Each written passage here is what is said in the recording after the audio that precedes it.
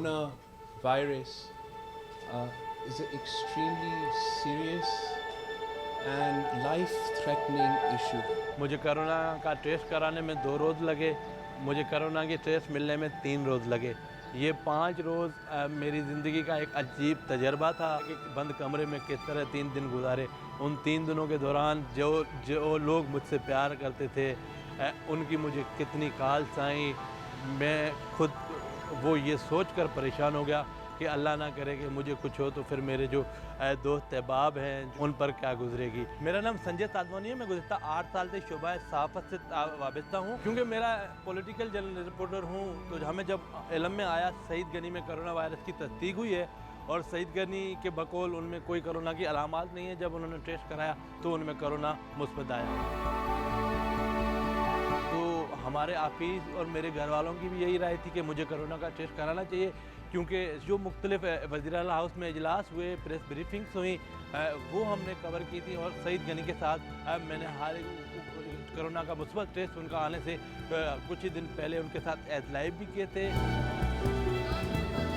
अब तक जितने मेरे टेस्ट इससे पहले हुए हैं माजी में, वो खून के नमूने लिए जाते हैं, मगर कोरोना का टेस्ट मेरे लिए इसलिए मुख्तलिफ था क्योंकि इससे पहले इस तरह का टेस्ट मेरा नहीं हुआ था।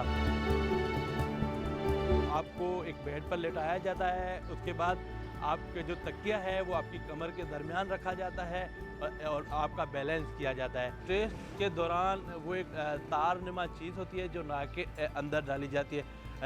नाक के दोनों साइड पर ये तार डाली जाती है और उस वक्त डॉक्टर का ये कहना होता है कि आपने ना खांसना है ना छींकना है। अगर आपको खांसी और छींक आए तो आपको भरपूर कोशिश करनी है खांसी और छींक को रोकने की।